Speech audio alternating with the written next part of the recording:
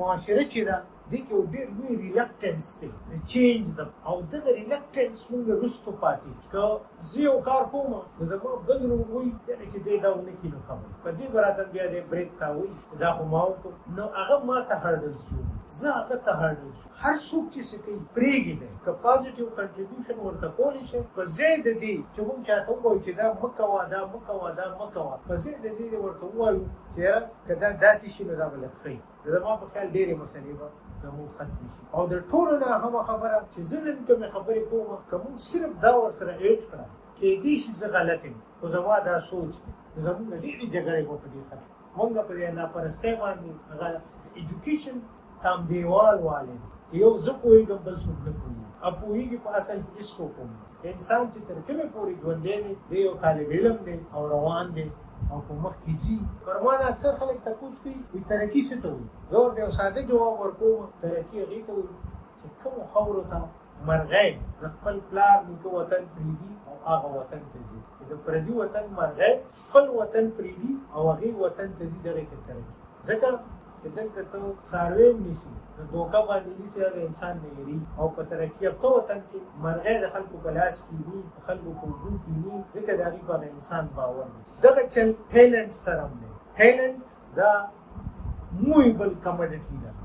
چې تا ښې ادارې جوړې کړې ښکلې معاشره دې جوړه تیلنټ به اټومیټیکلي تاله راځي زمونږ کشران زمونږ تعلیم یافته طبقه که بهرنۍ دنیا ته ځي ترقي یافته ملکونو ته ځي ځکه ځي چې هلته هغه ته امن میلاویږي هلته هغه ته کتاب میلاویږي هلته هغه ته ساینسي تجربو لپاره سامان میلاویږي که دا فیسیلیټیز مونږ جوړ کړو اټومیټیکلی موږ له هم د نورې دنیا نه ټیلنټ راځي لکه موږ ترقي په صحیح معنو کې غواړو نو دا صرف او صرف په پیسو نه ده دا صرف او صرف په تجربو نه ده دا صرف او صرف په سرکار نه ده دا په معاشره هم ده چې هغه معاشره هم دومره ښکلي د خلکو اخلاق دومره ښیي چې خلک ورسره اوسېدل وغواړي او څوک هم چې د چا د معاشرې د ترقۍ اسسمنټ کوي نو هغه د معاشرې خلکو اگزامینیشن حال ته نه بوځي چې راځئ زه له پرچه در کومه چې د سوالونو جوابونه درتلو چې تاسو ترقي یافته یې که نه یې هغه ستا سړک ته وګوري چې سړک د 10 میلو لار ده چې دا په 10 منټه کې کولی شي تللی شي پې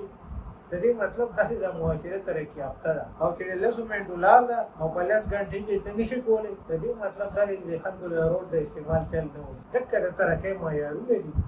او دنیا هم ته خولی دي او اوس زموږ د تعلیمونو ادارې چې دي زموږ او ستاسو په لاسو کې او موږ خپل کوشش کوو په معاشره کې چې کوم نامز دي هغه صحیح نه دي سرکارونه صحیح نه دي خو د دې هر څه ذمهوار چې دی هغه په اخر کې استاد دی ځکه استاد معماري کوم لکه موږ هر څومره ځان بچ کوو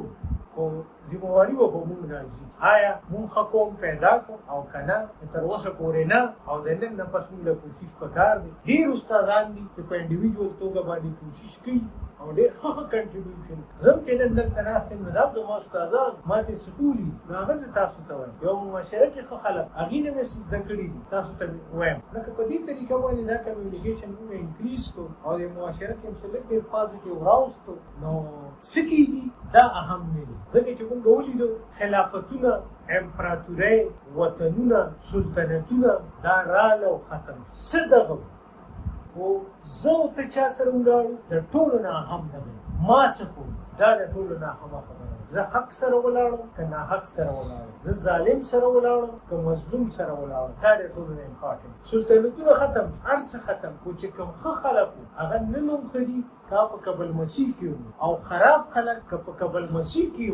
نن هم خراب زما او ستا په نظر کې هم خراب ډرامه مونږ ګورو د 1000 کالو د 2000 کالو زړه ډرامې چې کوم پکې بیګانې هغه ته مونږ نن هم کنسل کړو او چې راپرېوځي مونږ ډېر زیات خوشحاله د دې 2000 کاله پخوانی خبره د دې مطلب دا دی چې څه کېږي دا هم نه دي خو ما څه وکړو دا د ټولو نه اهمه زه چا سره ولاړم دا اهمه که په دې باندې مونږ قایل یو چې زما کردار اهم دی دا څه اهم نه دي خبره به ډېره سمه چې موږ خپل کردار پاسو دا اورېدو ډېره ډېره مننه خدای خوشحاله کړه خدای مو باد لره او